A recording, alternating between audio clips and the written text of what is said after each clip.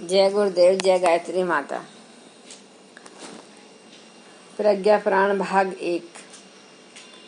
इसमें गुरुदेव जी आगे लिखते हैं कि नारद समाधिस्थ हो गए। भगवान ने उस समय प्रज्ञा पुराण कंठस्थ करा दिया और कहा, इस युग चेतना की वर्षा मेघों की तरह सर्वत्र बरसाओ। अनास्था के आतप से सूखी धर्म धारणा को फिर से हरी भरी बना दो। तुम्हारा प्रथम काम यही है। बादलों का काम है बरसना तथा जल अभिसिंचन द्वारा सारी विश्व मानवता को तृप्त करना। जहाँ अकाल पड़ा हो वह वर्षा की थोड़ी सी बूंदें गिरते ही चारों ओर प्रसन्नता का साम्राज्य छा जाता है। कुछ ही समय में हरियाली फैली दिखाई पड़ती है। समुद्र से उठने वाली भाप जब बादल बनती है तो उसका एक ही उद्देश्य रहता है, वनस्पति जगत तथा सारे जीव जगत में प्राण भर देना। चेतना विस्तार की यही भूमिका अवतार, महामानव, अग्रदूत, जागृत आत्माएं निभाती हैं। उनका उद्देश्य भी यही होता है। आस्था संकट का जो मूल उद्यम है अंतःकरण, वहाँ वे व्यक्ति तक पहुंचकर उसके अंदर हलचल मचाते हैं। मरुस्थल बन गए, अंतःस्थल में संवेदनाएं उभारते हैं। आदर्शवादी उत्कृष्टता के प्रति समर्पण की भविष्य जगाते हैं। अवतार की प्रक्रिया यही है। भगवान ने नारद ऋषि को वही काम सौंपा ताकि प्रस्तुत परिस्थितियों में परिवर्ज्य द्वारा वे जन जन में प्रज्ञा अवतार की प्रेरणा भर सकें। परिवर्तन विचारना में परिष्कार तथा संवेदनाओं में उत्कृष्टता परायण उभार की ही परिणति है। युग परिवर्तन की प्रक्रिया जो अगले दिनों संपादित होने जा रही है, उसका प्रथम चरण यही है। महाकाल ने हमेशा बीज रूप में उपयुक्त पात्र को यह संदेश दिया है। वही कालांतर में फला और मेघ की भूमिका उसने निभाई है। इसी तथ्य को रामायण कार ने इस तरह समझाया है। राम सिंधु धन सज्जन धीरा, चंदन तरु हरि संत समीरा। अर्थात भगवान समुद्र हैं तो सज्जन व्यक्ति बादल के समान, चंदन वृक्ष यदि भगवान है तो संत पवन की तरह मलियज सुगंध को फैलाने वाले भगवान से अर्थ है आदर्शवादिता का समुच्चय। मेघ व पवन की ही भांति संत व सज्जन उस युग चेतना को विस्तारित करते हैं, असंख्यों को धन्य बनाते हैं। बुद्ध और उनकी प्रवर्ज्या। बुद्ध को आत्मबोध हुआ।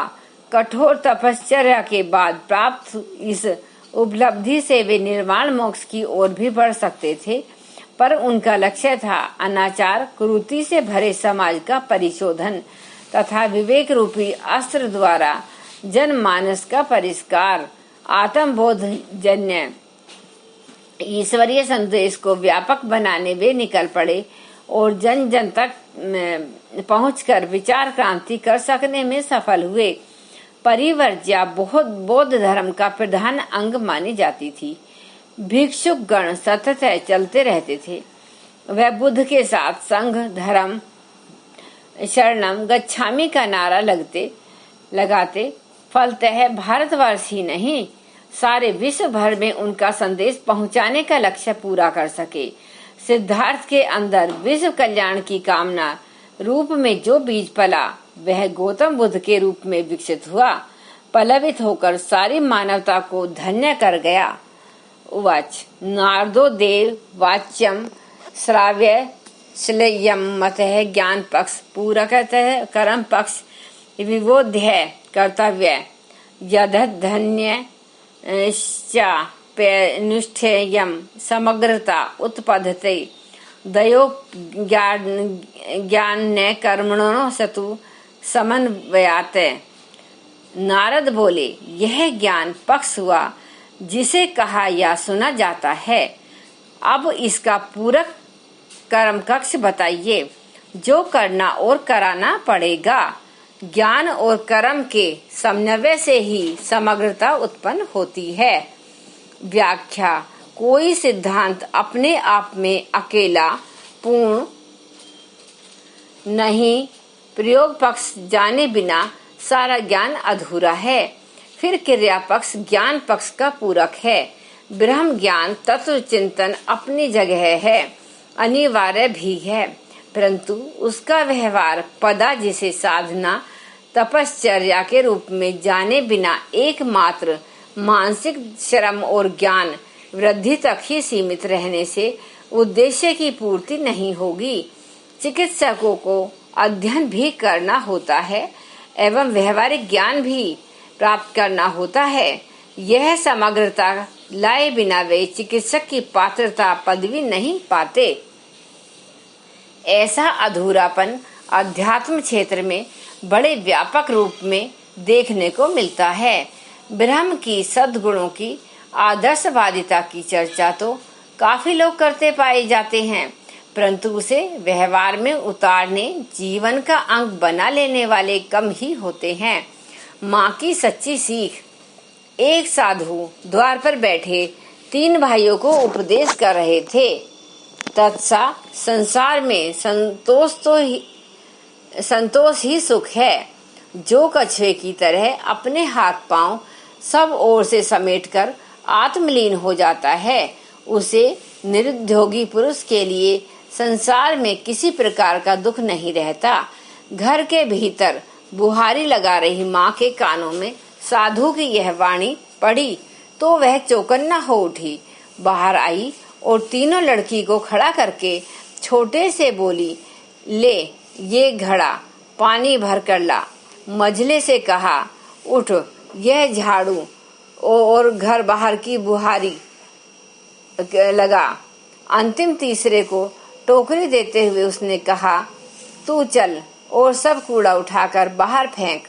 और अंत में साधु की ओर देखकर उस कर्मवती ने उपदेश दिया, महात्मन निरुद्योगी मैंने बहुत देखे हैं, कई पड़ोस में ही बीमारी से ग्रस्त, ऋण भार से दबे शैतान की दुकान खोले पड़े हैं। अब मेरे बच्चों को भी वह विष वारुणी पिलाने की अपेक्षा आप ही निरुद्योगी बने रहिए और इन्हें कुछ उद्योग करने दीजिए। ज्ञान को कर्म का सहयोग न मिले तो कितना ही उपयोगी होने पर भी वह ज्ञान निरर्थक है। चलकर आओ मिठाई लो। कथा में युवक ने सुना भगवान सबको रोटी देते हैं।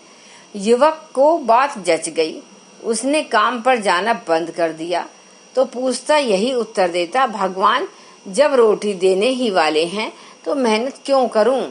एक ज्ञानी उधर से निकले, मति भ्रम में ग्रस्त लड़के की हालत समझी और प्यार से दूसरे दिन सवेरे उसे अपने पास बुलाया और कुछ उपहार देने को कहा। युवक भावुक था, सवेरे ही पहुंच गया। ज्ञानी ने पूछा, कैसे आए? उसने उत्तर दिया, पैरों से चलकर। ज्ञानी ने उसे मिठाई उपहार में दी और कहा, तुम पैरों से चलकर मेरे पास तक आए तभी मिठाई पा सके। ईश्वर रोटी देता तो है, पर देता उसी को है जो हाथ पैरों के पुरुषार्थ से उसे कमाने और पाने के लिए चलता है। जब मेरा मिष्ठान तुम बिना पैरों से चले प्राप्त नहीं कर सके तो भगवान द्वारा दी जाने वाली रोटी कैसे प्राप्त कर सकोगे। महापुरुष अपने समय और समाज को इस पलायनवादी वृत्ति से बचाने और जीवन के प्रत्येक क्षेत्र में धर्मपायन के विकास को ही उपासना आराधना समझकर संपन्न करते रहे। बुध और विनायक। भिक्षु विनायक को वाचकता की लत पड़ गई थी और जोर जोर से चिल्लाकर जनपद को लोगों को जमा कर लेता था। धर्म की लंबी लंबी चौड़ी बातें करता। तथागत के समाचार मिला तो उन्होंने विनायक को बुलाया और स्नेह भरे शब्दों में पूछा, भिक्षु यदि कोई गवाला सड़क पर निकलने वाली गाय गिनता रहे तो क्या उनका मालिक बन जाएगा। विनायक ने सहज भाव से कहा, नहीं बनते। ऐसा कैसे हो सकता है? गो के स्वामी ग्वालों को तो उनकी संभाल और सेवा में लगना पड़ता है। तथागत गंभीर हो गए। उन्होंने कहा, तो तात धर्म को जिहा से नहीं जीवन से व्यक्त करो और जनता की सेवा साधना में संलग्न रहकर उसे प्रेमी बनाओ। इस तरह सत्य कर्म को पाठ तक नहीं कर्तव्य में भी उतार लिया जाए तो जीवन में सच्चे अर्थों में समग्रता आ जाती है। धन्यवाद। एक बार गायत्री मंत्र का उच्चारण हमारे साथ साथ। ओम भूर्भुवः स्वः तत्सवितुर्वरेण्यं भर्गो देवस्य धीमहि धियो यो न प्रचोदयात्। जय गुरुदेव, जय गायत्री।